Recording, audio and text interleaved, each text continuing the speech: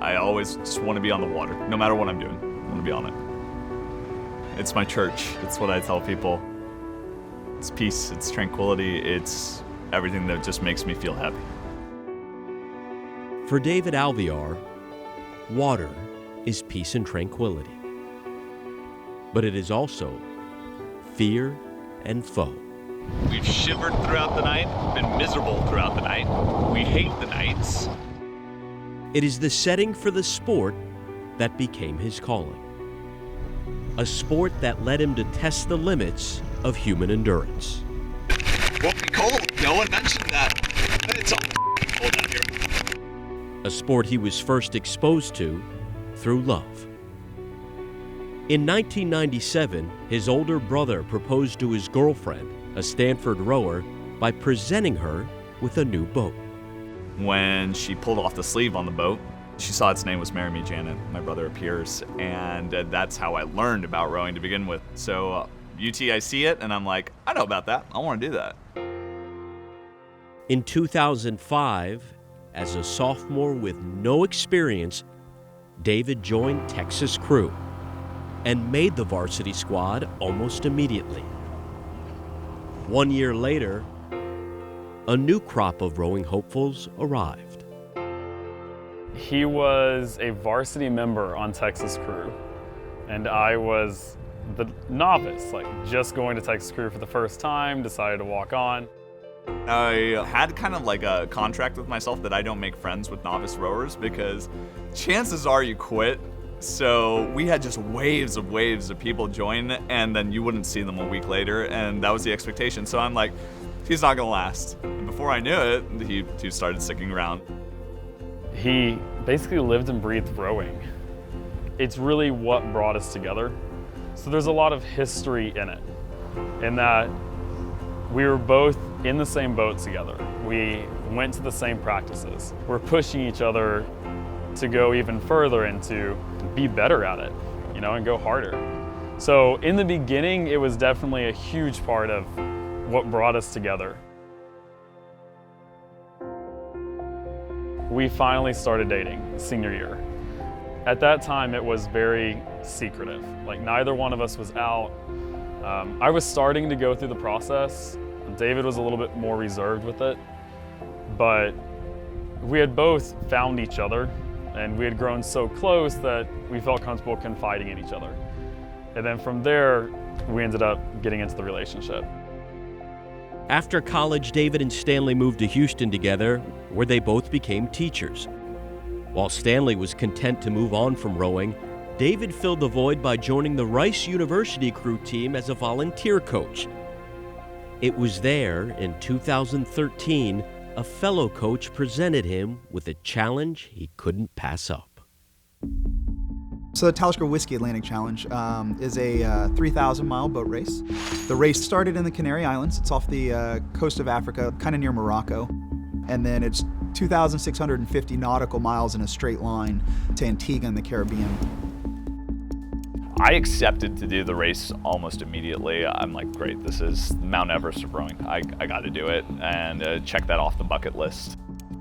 3 years after Mike Matson presented the idea to Alviar, they entered one of the most brutal endurance tests on the planet. They had gone through rigorous training and added a third teammate, Brian Crosskoff.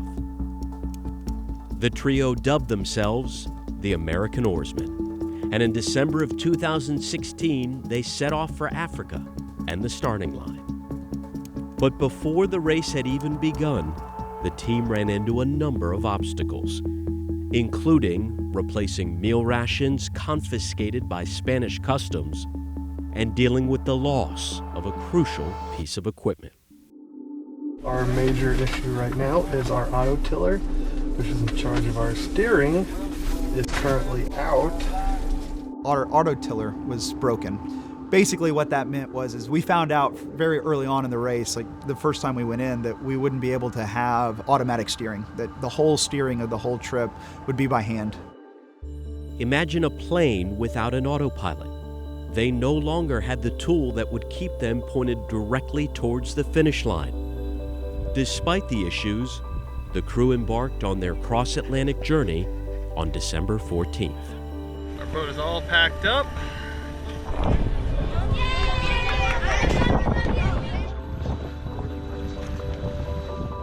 They split up in shifts, 2 hours on, 2 hours off. David and Brian rode together while Mike rode alone. But it wasn't the bizarre sleep schedule that got to them that first week. It was the seasickness. Davey had a spout of seasickness last night. It just became repeated throwing up, not being able to eat anything, lack of water. It weakened us tremendously, and we got just no distance really in that first week. It's cold and chilly in the long dark night. It's gonna be here earlier today. Not the night. The nights are awful, cold and long. I used to hate them. They were terrifying. And as the moon waned away, every night I was like, this is gonna get worse and worse and worse. But along with the angst of the unrelenting darkness came the harsh reality that Mother Nature is completely unpredictable. The weather was all over the place. You had beautiful, beautiful Caribbean boiling sun. Being in the sun, the hottest, there was no cloud coverage. It'd be very hot, so it took a toll on your skin. You'd be cracked, your hands were calloused and opened up, and I had wounds everywhere. You would also have these freezing storms where it got so cold that you stopped rowing, you couldn't grip. Day 33. The ocean continues to punish us. You didn't want to move, and I would just shudder on deck with Brian, huddled up, trying to keep warm. Despite the intense heat and the freezing rains, the guys were on track to accomplish their goal of finishing the race in 50 days. That is, until day 44. There was a calm, relatively okay night. Like, no one was thinking of it, and right at a shift change, I'm opening the hatch. I look outside. This giant wave comes out of nowhere, perfectly shaped to like take our boat, cup it, and bring it over to 90 degrees almost. Mike spills out to the side. Everything on deck gets lost, and Mike twists his ankle really badly. When the 90 degree came, I went one way, my foot stayed still, and so I ended up hurting my ankle fairly bad. You kind of get this false sense of confidence, and the ocean has a funny way of putting you back in your place. It was a demoralizing moment. The next day, when the light finally came and you shook it off, that's when the 30-foot whale came.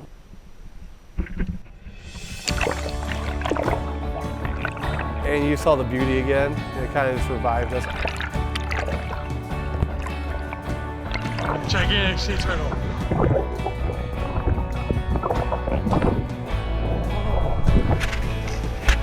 Dolphin. So many of them. Wow. Day 49. Having been humbled and revived by the sea, the American oarsmen crept towards the finish line, where they would face one final test. We had undoubtedly the roughest finish of the fleet. It was the strongest winds that any boat came into. It was pitch black. And where we came into English Harbor, there's a giant cliff face. So we're rowing into this giant monster that you can't see. When I need you to kick it in, we're gonna have to kick hard. I'm probably gonna have you cut almost like we're running into land so that the wind will push us past it and hopefully we'll clear it. We had to row our asses off at that point. That became like suddenly I'm shifted back to collegiate rowing. It was aggressive, or we're gonna get smashed into rocks or pulled out to sea again. Once we pulled in, the race coordinator came over the line and said, "You're in the channel." And so as soon as we entered that channel, we got a sign over the radio, "You're finished, boys, light up your flares."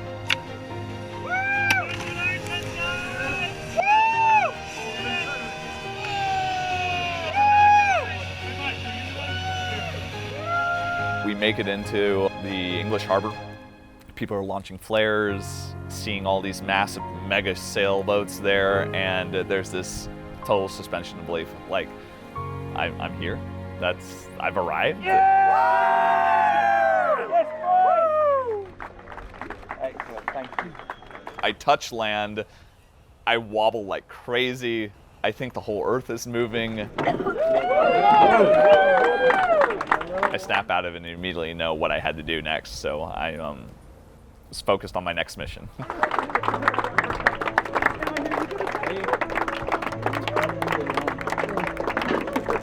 He comes over and he hugs me, and you know, there's just the pure excitement that he's finally here. Like, my heart was beating so fast. And he asked me if I knew what happens next. Do you know what happens next? I do.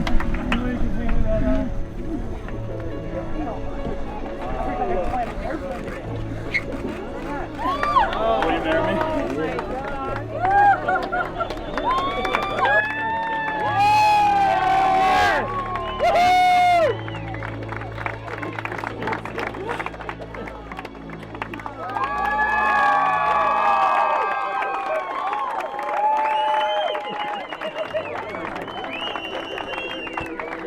That moment is what made all the hardship moments possible. This is the end of my race. This is my real mission. This is what I got to do, and I got to see this ring safely across so I can propose. It gave me energy back. I thought about it daily.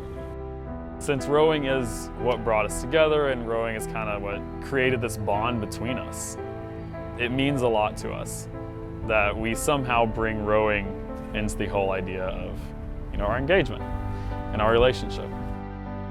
That sealed the whole kind of trip for me. It gave it finality. It also let Stanley know that though I did this trip for myself, I thought of you along the whole way. It also was rowing, so that's what brought us together, and I thought that's what should move us to the next stage as well.